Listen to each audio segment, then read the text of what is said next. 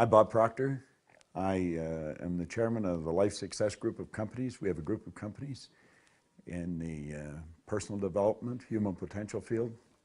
I've been in the business now for 39 years. I've been studying in the field since 1961. Just studying human potential and how to really bring the most of ourselves to the surface.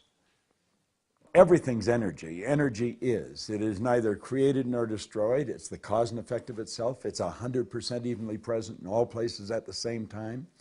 There's nowhere where energy is not. Everything's energy. Your entire body is energy. Everything you deal with is energy. Everything is just at a different state of vibration. The only difference in one thing and another is in density or amplitude of vibration. So when we say about energy, we're not talking about, gas in a car, or the electric in a house. We're talking about everything. And then it's understanding it from a personal perspective that I think is vital to a person's health and well-being, and for an individual to live a really meaningful life. And unfortunately, not too many people study it. And I've got to compliment you for making this film, because I think this information is vital if a person really wants to live a full life. Religion and science used to be antagonistic, or they were perceived that way. Now they're joined together. Like one's studying the cause, the other's studying the effect. And but religion teaches exactly the same thing. If you ask the theologian, not necessarily the minister or the rabbi at the corner, but the theologian, what God is, they'll tell you God is. He is neither created nor destroyed, is the cause and effect of himself, is 100% evenly present in all places at the same time. You ask, and is all-knowing. If you ask the electrician or the engineer or the scientist, what's energy? The energy is neither created nor destroyed, is the cause and effect of it. They're saying essentially the same thing. Anything that people don't understand, they have a tendency to criticize or ridicule. Like there's a lot of criticism of The Secret, but only by the people that don't understand what you're talking about here. So you will probably run into critics in this too, but at least you're provoking them to think. And I believe if people start to think, they're going to move in the right direction, they will get it. The one point that all great leaders have agreed on is that we become what we think about. Now, they've disagreed on virtually anything else. Well, thought is energy. Thought waves are cosmic waves that penetrate all time and space. There is no energy that's more potent than thought. And you and I have been given the ability to think, the highest function that we're capable of. Now, when we say thoughts are omnipresent, I used to have a difficult time trying to get that message across when I was teaching. But today it's easy.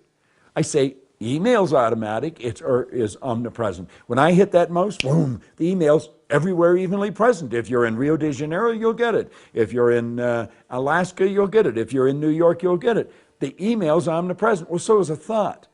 And you see, with our little way of looking at things, we have a hard time grasping that we would have the ability to transmit something so powerful, but we do. And we've got a marvelous mind, and we've got a brain, and the brain is an electronic switching station. And just through entertaining new thoughts, we can alter the vibration we're in, and we can change our whole world. See, the brain does not think, but we think with the brain. Now, that's a bit of a riddle for some people. It's reported we've got Albert Einstein's brain being preserved in a jar somewhere in New Jersey, I've heard. But it's not doing anybody any good because Albert's not with it. See, the brain by itself isn't going to function. You've got to be there. And you are a soul. You don't have one, you are one. And you can activate cells in your brain, and every cell has a positive and negative pole. So you can activate either the positive or the negative pole. And whatever you activate is going to transmit through you, like you're an electrical system. The electrical system in a person's body would make the electrical system in a supercomputer look like an absolute toy. And most people have no knowledge of it. They're marveled at the electrical system in the house. They come in and snap their fingers or clap their hands and they can turn on the light. Wow! Well, you can do that with yourself.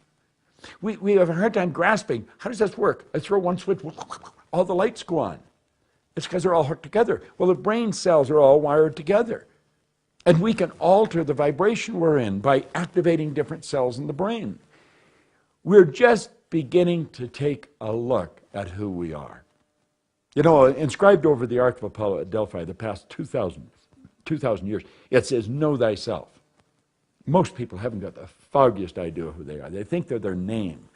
You know, like I used to think I was Bob. Well, I'm not Bob at all. Bob's my name, but it's not me, and I can change it to Nick if I wanted, or George, but I'll go with Bob, and it's my name. Like, we think you're your hand, you're your body. I'm not my body. Like, you don't hear anybody say, am hand. I have a hand. So I think we've got to take a look at who we are and what we've got and how we function, and then begin to apply this information in a practical manner to improve the quality of our life. Because life is meant to be enjoyed. And I think our lifestyle is vital. I think our health is everything. Like I often mention, I was 73 the other day, and I've got more energy than most people 23. How come? It's because I know I have. You see, we don't get energy, we release energy. And when we start to understand some of these things, desire is the triggering mechanism that'll get the energy flowing. I often say, take a guy that comes home from work, and he sits down, he says, oh, I'm tired. And his wife comes along and says, there's a new plaza open, let's go and wander around it for 4 hours. Oh, forget it, I'm tired, I've had a rough day.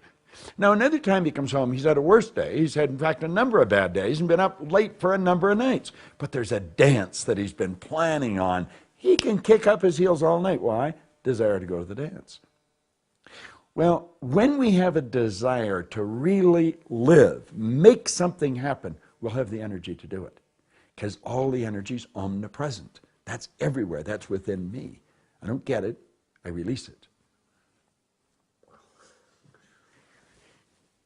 When we're talking about energy, let's go right to where it all starts. The highest function that you and I are capable of is thought. All great leaders, philosophers, religious leaders, everybody, as far back in history as you can go, have been in complete unanimous agreement on one point. They've disagreed on virtually everything else, but there's one point they're in complete agreement on, that we become what we think about. Thinking is the highest function that we're capable of. Now, thought is energy. Thought waves are cosmic waves that penetrate all time and space. The only thing that stops a thought is that which resonates with that thought. And for years I was trying to explain that in seminar, and I was having difficulty with it. I understood it, but I was having difficulty getting it across. And I once heard a great doctor say, you don't understand anything until you can explain it to someone else so that they understand it. Well, then one day something hit me, and I thought, yes. When we send emails, I can send you an email. I just click a mouse and doesn't matter where you are, you're going to get the email if you turn on your computer. The only thing that stops the email is that which resonates with the email, your email address. So you could be in Rio, or you could be in Alaska, or New York, or Kuala Lumpur. You're going to get that email if you turn on your computer, you're online, and you've got that email address in your computer, you'll get it.